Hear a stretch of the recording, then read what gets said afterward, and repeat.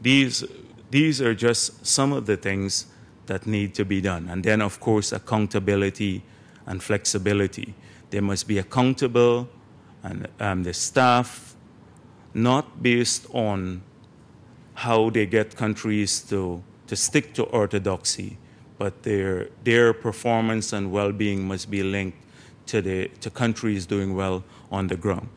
In the World Bank, I think the mandate should change to that they should focus on just a few things. They're trying to be everything to everyone now. And that's not a good use of resources.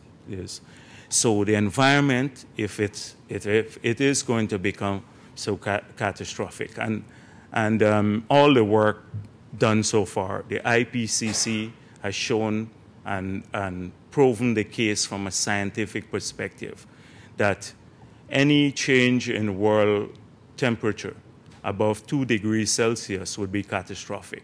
They have indicated that for us to maintain those levels, that by 2030, you have to stabilize atmospheric concentration of greenhouse gases to about 450 parts per millimeter of CO2 equivalent.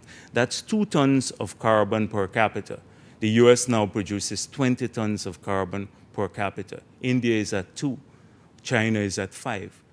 So it means deep emission cuts, and it means a lot of attention to this. And the economics of climate change has been done by Stern Review. It shows that action today will be more cost effective than the consequences in the future. So you have to focus on it. It's going to change the whole world, and in catastrophic ways too.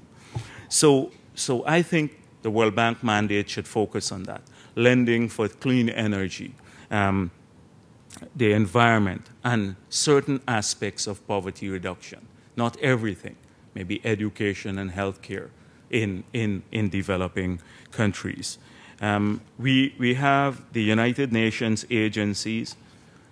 Clearly, the Security Council needs to be reformed, and ECOSOC has to play a more independent role in the economic sphere.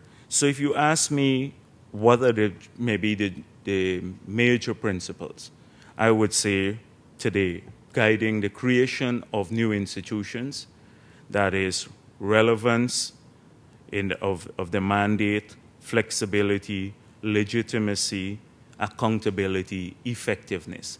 These are principles around which new governance structures should be created, and the old ones evolve to match those principles. I did some work with some of the Commonwealth leaders, and we're going to present that work tomorrow to our other Commonwealth heads. And what we have asked for is a new Bretton Woods type of conference to re-examine all of these institutions to see that they are relevant. The one that is particularly close to my heart is, as we evolve a new governance structure for the environmental sector, we need to pay particular attention to the post-Kyoto framework, the post-2012 framework, to see that all the sources of greenhouse gases are tackled. And in my country's case, the forest, it's densely covered with forests. So, and forest deforestation contributes some 20% of greenhouse gases.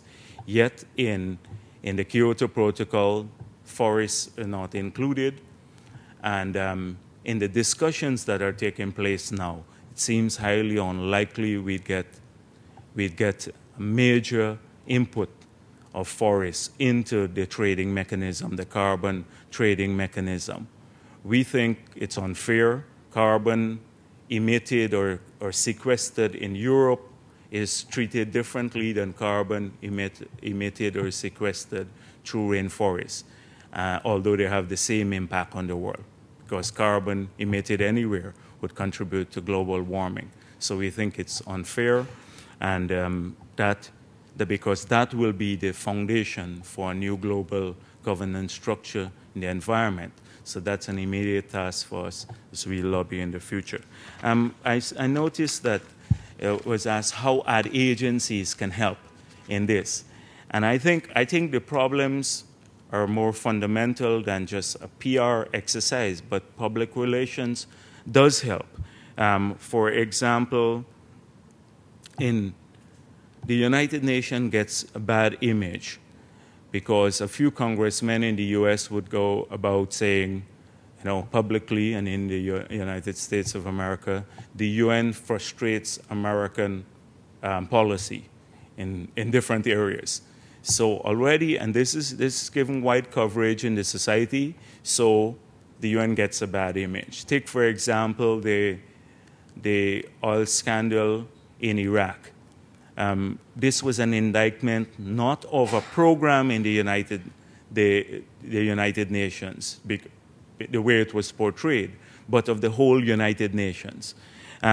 Take, for example, third world leaders. Often in the mainstream media, people don't, I think in ordinary people have this view that third world leaders are dictators or corrupt, and they have bank accounts in Switzerland. So how can you go and ask them for more money to assist in poverty or helping these countries?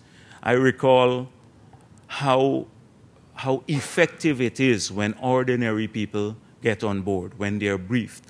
In Birmingham in the 1990s, I was Minister of Finance at that time, and I went with Ann Pettifor and the others, and we were the first meeting of Jubilee, the debt relief campaign. And it became so effective because it started with ordinary people from Middle England who were, because they used their hearts, Christian people. And their campaign spread like wildfire. And that put debt relief, multilateral debt relief, on the agenda of the G7. Tony Blair couldn't ignore it. He sent for the organizers immediately. So when you get people involved through the right imagery and the right messages from these institutions, you can do wonders, and you can get that. It's easier for the policymakers to have progressive policies, especially in the developed countries of the world, if they have broad-based support. Thank you very much.